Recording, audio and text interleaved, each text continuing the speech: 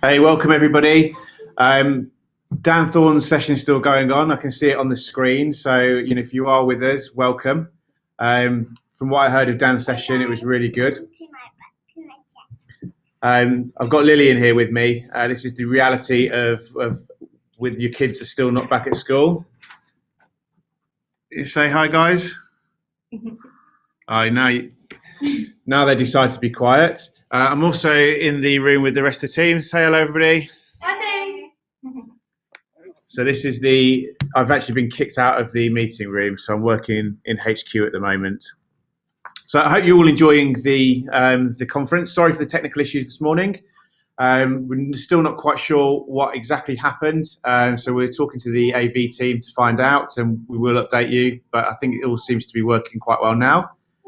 We've got Ross Middleham up next, who's actually down in Devon on his holiday. So, hey Ross, I hope the holidays are going well. He is going to be checking in on the app and answering your questions, so thank you so much for doing that. I hope you got an ice cream in hand ready. So Ross's session, and Ross is actually from the Met Office, he's the social lead there. He's actually going to be talking you through how to deliver time-sensitive information on social media. So please, big round of applause for Ross Middleham.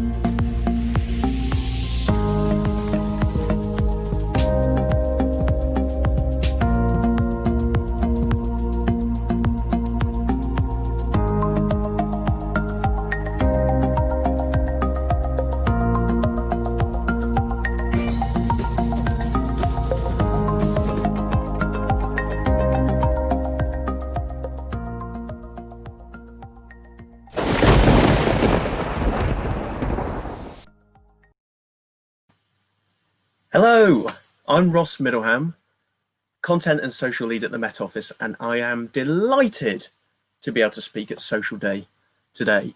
Apologies I am not with you live.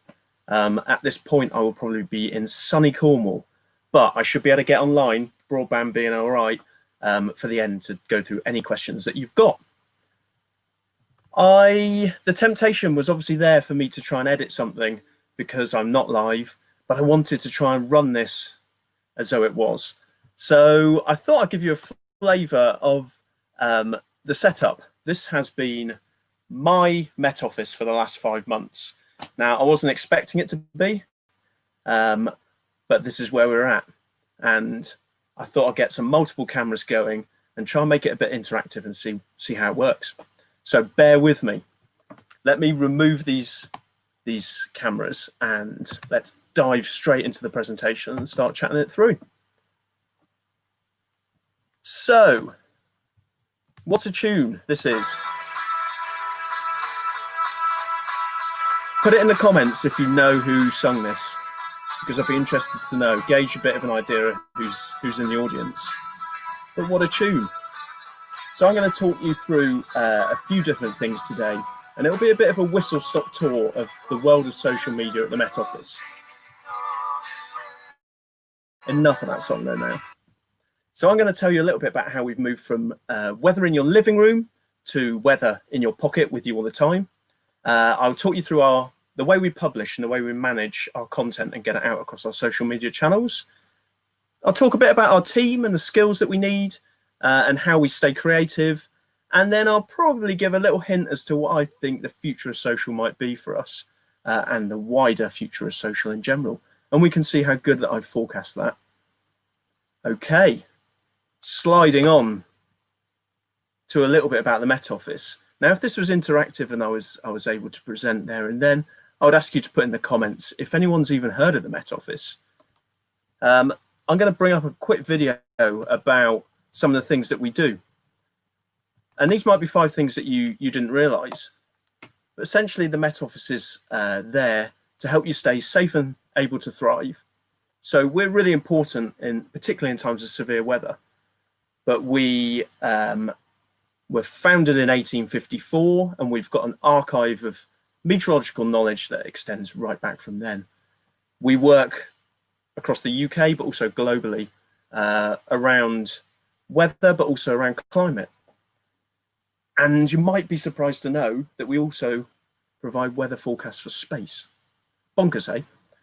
And there's a little bit there about the fact that you can follow us on social media, and it's a shameless plug, and there'll be plenty of those as we go throughout this presentation.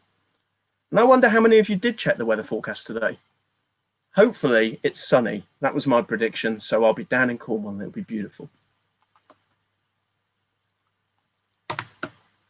The main purpose of the content team that I work within is to make sure that we engage audiences so that they are aware, understand and act on our information. Our information can be life-saving, absolutely vital at times. So it's really important that we take this complicated science that we've got and make it engaging and interesting across all of the communications that we put out.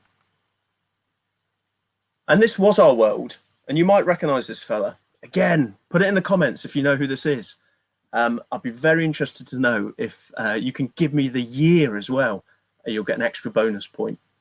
So people were used to rely on getting the forecast from their television at a certain time every single night. And it was once a day, potentially straight after the news. And that would be where you'd be told the story. And of course, this person fell foul because we weren't able to keep that story going. The weather story is 24/7. It's evolving all the time. And because there was that gap in information, it meant that we weren't able to keep people up to date. But the world has changed. Now, you might just think that the world has changed. So, okay, what does that mean? You've just got a fancy touchscreen TV? Well, yeah, we have got one of those, absolutely. And this is one of our presenters, Alex Deakin, showing you how that works. And he's really doing the art of storytelling and talking you through the uncertainty and why different things are happening in the atmosphere and what impacts they're having on our weather forecast. But it isn't just that. We haven't just got a fancy TV. We have got we've got used to the world that is disrupted and very, very full of all different things that are trying to compete for our attention. And we've had to recognize that the world has changed, so that our world now is more like this. We're across all these different channels. So TV is one of them, absolutely, but we're now across all the different ways that people are consuming information. We need to be in those spaces and amongst those conversations. Basically, what we're doing is taking our messages to where people are. So whether that's on the website, whether that's on an app, or whether that's across social media or the news, we need to make sure that we're communicating in those spaces and really understanding how people are consuming that information in those different areas. And it's all about getting that high quality, authoritative, trusted tone of voice and messaging and information out to those people in order ultimately to keep them safe and able to thrive. And it might be a bit cliched, but we go with the mantra that if it doesn't work on mobile, well, you know what the problems are. It just doesn't work. So we make sure that we're testing everything on mobile, and anything that we're designing and creating, we're using test accounts and checking them on the phone rather than on a nice shiny big Mac where it's very easy to see stuff. And really important thing here is we can't be saying that it's sunny over on one channel, but that it's raining on another. So how do we manage that process? And how do we make sure that we're delivering that consistent message when information is going out to all those different places? Well, I'm going to tell you. It's a pretty heavy slide, and these follower numbers are changing all the time, so they're probably out of date. But bear with me. The most important thing is the bit in the middle. So a connected experience is what we're trying to offer. And we need to manage that in order for that to happen. That doesn't just happen seamlessly. We need to work hard at making sure that we're saying the right thing on the right channels across the board.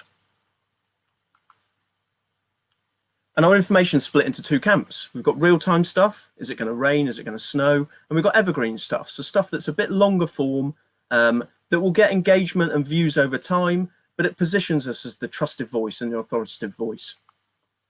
And I'm going to talk a little bit about the reactive stuff. So the way that we operate to get that consistent message. And we act very much like a newsroom.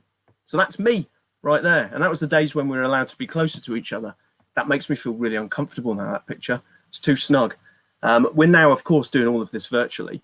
What we do, maybe surprisingly for a government organisation, we act like a newsroom in that we work out what the main story is and we work out how we're going to tell that across our channels. So it's all about that consistency of message, and I'll keep saying it because it's really that important. And a closer look at that board reveals how we kind of look at the main points of the weather for the day, and then we work out what's trending in the real world and what other people are talking about, and then we work out what we think people will care about and how we'll adapt and change that story over our different channels. And that meeting consists of lots of different people from across the office with lots of different expertise. And then it gets piled into a live task list, basically. It's a list that anyone can access. Nothing sexy, nothing exciting, but it means that people know what needs to go out when and who's doing the work. And that goes from the ideas into the doing, which is often something that's very easy to not go through with. And so what we're doing is really supporting that weather story. And like I say, we're building that understanding and creating trust in the content, making sure that people understand it's a Met Office forecast. So what you're seeing must be the most accurate thing that that you could possibly be engaging with. And so things like supportive content around the heat wave. So we're not just telling you it's going to be a heat wave and what the temperatures are, we're telling you why, and we're telling you what that's like in the context of other times when there have been heat waves. Similarly with storms, we use that to get more attention, but we also use that to explain a bit more about the why and why things are happening and when was the last storm in relation to this storm. And it's all about increasing awareness and getting that engagement and conversation around the content. Again, a very heavy slide, and I'm not going to keep apologizing for this, but there's a lot of information to get through. So this really illustrates how when there is a named storm, how we then start to flex that content and create lots of different bits and bobs that go out across all sorts of social channels, from presented content that looks very traditional to the sort of thing you'd see on telly, through to data visualization, through to explainer graphics, or Instagram blog posts that actually have got that bit more text within the post explaining what's going on. And we also use creative connections. So in this case, we're able to partner with Beano to reach whole different audiences. Dare I say the technology is holding up at the minute, but let's keep our fingers crossed. And then this is an example of how we tailor stuff across different channels. So we need to be really aware of what's looping on what channel, what's the right format and the right size. Do things crop if you put them on Twitter? How does it work? How do people interact with it? How do people experience your content to make it as seamless as possible and easy for people to access and make sure they get the key messages? Of course, people's attention span is very, very limited.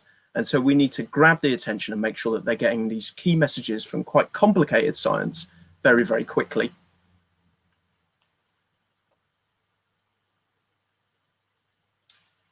See, I cursed the technology bit. And this is an example of how we then adapt stuff across different channels. So on the left here that's playing, you can see that we've got something that's for YouTube, a little bit longer, something around clouds. But how would we adapt that to go on Twitter? Well, we'd suddenly take it from a top 7 down to a top 5. We'd count backwards so that people know that they've got a rough idea how long it's going to take. But then if we adapted that for Instagram stories, how would we do that? Do we cut that across 3 sections, 5 sections? Do we do everything in one card? Do we have a call to action? You can see that we've got that one bit of content, but we begin to work out how it flows across our other channels. And we use formats and we use branding, and stuff looks consistent in order for people to see that it's easily Met Office, but it also helps us speed up that production.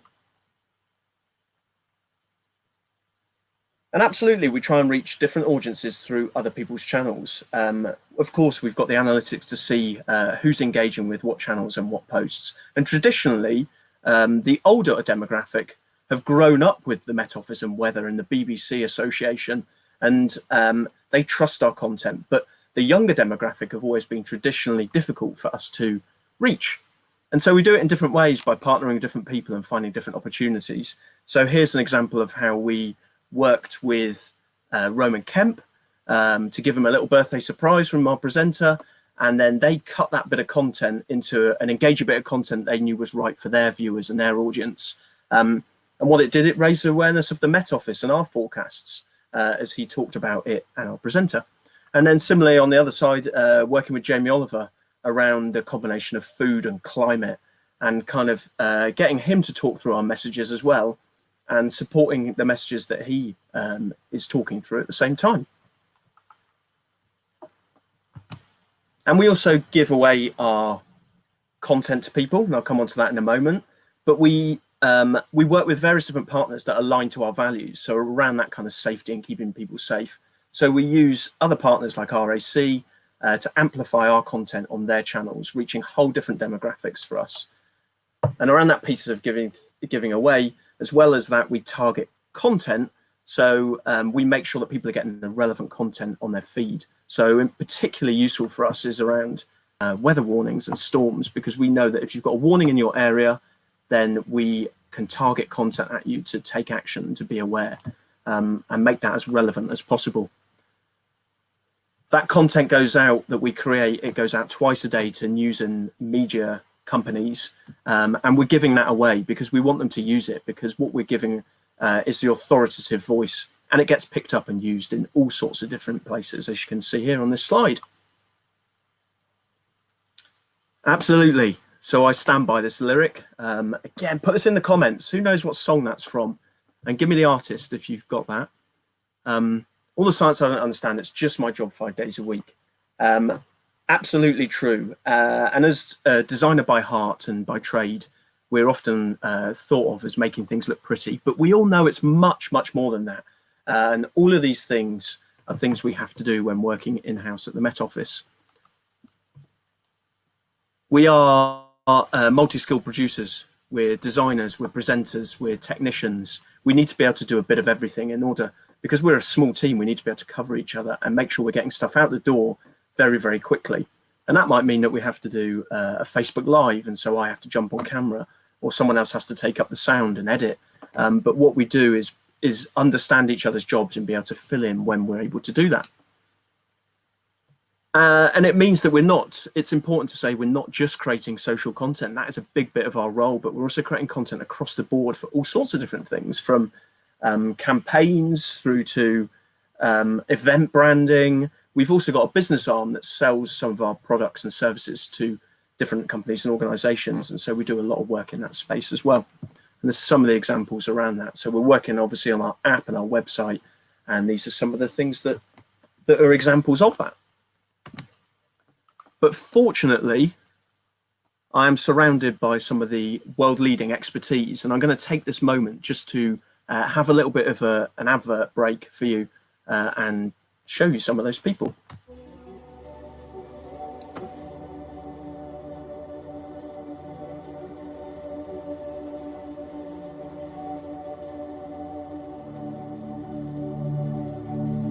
Quite amazing, the breadth of work that is done here. This is one of the best centres to work in the world. When people come for interviews, they're always blown away. And I didn't think I would actually ever be working here.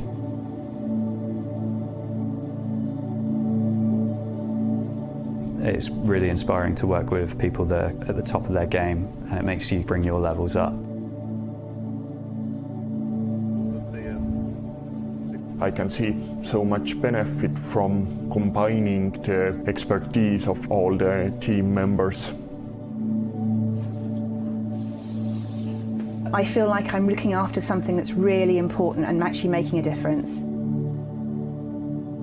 It's really exciting to work at somewhere that's a world leader in its field and actually have the opportunity to deploy some of that skill and expertise to make a real difference. I spend a lot of time talking to the communities, the international communities that we support, and people get a lot back from the work that we do. It really is rewarding. You go home and you think, actually today I did something useful. I warn people not to go on the road, potentially saving lives. Particularly with technology, it doesn't always impact people in a positive way, but I know with every line of code I write here, it's helping people to live safer and better lives. When you go home, you know that you have made a difference to people's lives, whether it's helping to keep people safe and thrive today or in 50 years' time. In terms of job satisfaction, it doesn't get much better, to be honest.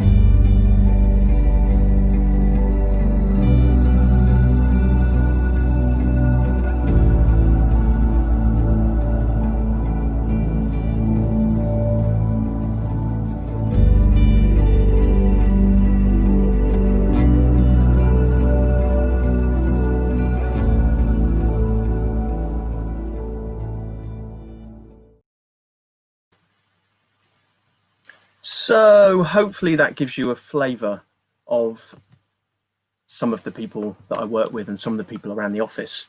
Quite emotional, actually. I've not seen some of those people in person for some time. And it just reminds you of the great work that we do. Okay, back to the slides. So we might surprise you by not having a social media manager. But whilst I help to oversee social media, we actually operate a team of champions. So these are people that are really passionate about the channels, and that's really important because they help to drive those channels forward. And it's people that really are on them in their spare time as well. So of course, why wouldn't we have someone that's on Instagram in their own time, helping inform the way the Met Office use Instagram? It's an absolute no-brainer. So we use people from across the office to help us do that. And they help to keep an eye on things that are happening, and we meet regularly to review what's out there. And it's important that we keep up with these trends in order to understand not only the technical spec, but to really understand the way people are beginning to consume information. And the best way of doing that is just to keep your eyes open. So even on this slide, you can see very, very quickly that there have been things showing around using subtitles and split screen and the pace of imagery and annotation. All these things you begin to see over time are trends and that people begin to expect their content to be like. So we need to make sure we're aligned to that sort of thing. And it's important that we collaborate. Again, we could sit within a Met Office bubble, but I can't emphasize this enough, to be able to collaborate with people and have conversations and understand their problems, and maybe have a workshop with some different organizations to really understand what is it that they're facing and what are their challenges, and then show them your challenges and get a totally different perspective on things. People are up for talking through what's going on, and I can't emphasize that enough. LinkedIn is a fantastic platform to make those different sorts of connections, and we've been lucky enough to work with some super top brands and creative people. And I thought I'd very quickly talk you through a couple of the channels. I won't linger too long, but I will chat through a couple of them. Instagram being the first, and it will help stress a point because we started Instagram and we didn't really know what we were going to put on there. So of course, for us, the urge is there to put pets in weather conditions, and of course that's going to get loads of likes. But it made us realize very quickly, what is the purpose? Why are we on Instagram? What purpose is that serving a dog in some leaves? And we very quickly reverted to actually being true to our purpose and putting content on there that was all about trying to keep people safe and able to thrive. And that is crucial. And that is something that I'll come back to as well. And when we did that, we saw the results. In line with other people, Instagram's been a success for everyone, don't get me wrong, but we really found our calling and understood why we were creating content, and we're true to that, and that's important. We initially started creating really innovative stories with different, very strong calls to action. So we're driving people to other bits of content, either on YouTube or our website. And we got recognized across the creative press for doing this at the time, which is fantastic. And YouTube is another one of our big channels. So we put out forecast content. Our presented videos that we do, very similar to the TV style forecast, get regularly uploaded to there. And it's that regularity of publish that means that your channel will really grow. So people really understand what it is that they're signing up to on your channel. We mix that then with explainers about why is the sky blue, or why are certain things happening, to talk through the uncertainty. One of our most popular formats looks out at what's going to happen over the next 10 days, called a 10-day trend. And people really like understanding that science and come to us for that kind of expertise. Another one of our channels is about learning and about understanding that weather, to position us as that authoritative voice. This as a team has been great for us because we've really been able to upskill in animation. So all of the stuff that you're seeing here is stuff that we've learned how to do in-house. And we set ourselves a challenge for that regular publishing, of publishing something once a week when we launched this channel. And that meant that our subscribers built very, very quickly, because they understood that we were going to be regularly publishing and knew what they were going to expect. And we've had people watching from around the world, and they've got a great audience base in that space. So let's dive quickly into making some predictions. So let's forecast what change is going to happen.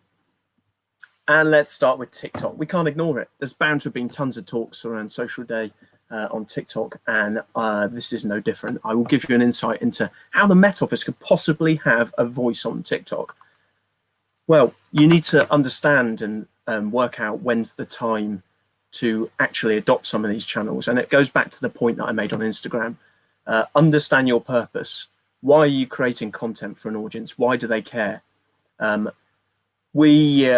The brand did not align to us creating music style videos, obviously, in the early days. And we've been watching TikTok for a long time, obviously. But the opportunity has arisen over the last couple of months for where TikTok have been focusing on this learning content that they've been working with organizations on. And so it was a no-brainer to get in contact with them and to offer up that kind of content, which is what we've been creating anyway. So we've had great success since partnering. So over our first 8 videos, we've had over 1 million views, 52,000 likes, and bundles of comments and interaction, which is fantastic. And I see this going from strength to strength as long as we remain true to our purpose.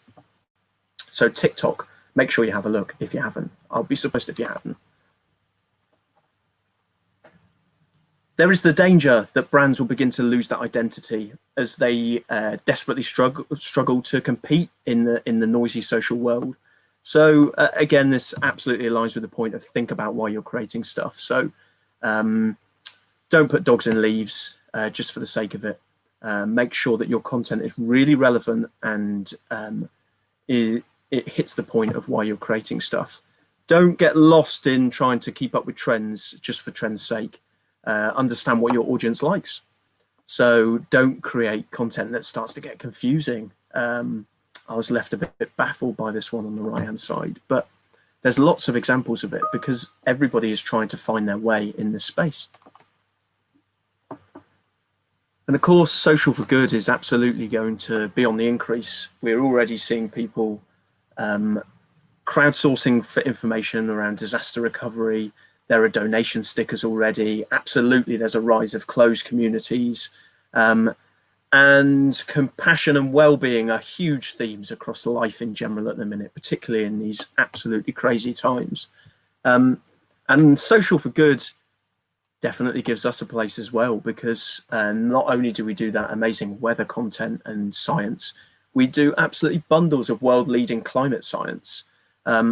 We have some of the best experts working for us, and it gives us the opportunity to create content in that space. And this is the real opportunity and challenge for us at the moment, is how we balance the weather content and the climate content across our social channels. And we recognize that the time is right for people. They are beginning to embrace and understand that the climate really is changing. And we have the science and facts that proves that that's the case.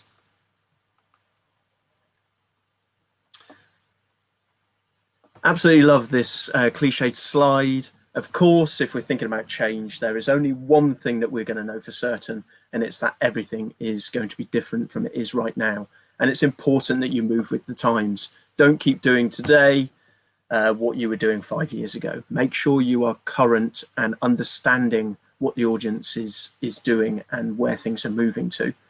And you need to do that by keeping your eyes open.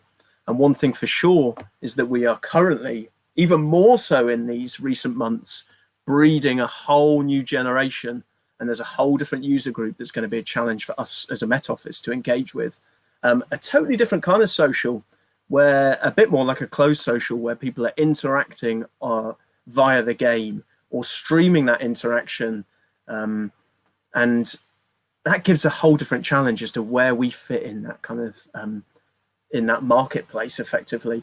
And also, this is the next generation of people that are going to be joining the organizations as well. So they're going to expect communication in a totally different way to the way they're receiving it right now.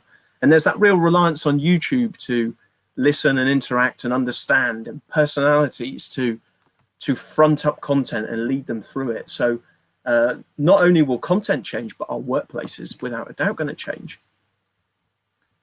And we've been bandying this around for years, haven't we? People are going to disconnect to reconnect. So it's true. We're all addicted to the likes, the shares, the retweets, the numbers. Will it get to a point where it's too much for us all? Very possibly. Will people reject social altogether? That is really hard to consider and to believe, but who knows?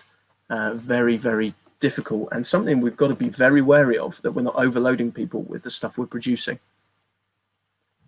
But I guess if we really want to know what's going to be happening in the next 5-10 years, then this is the person we turn to.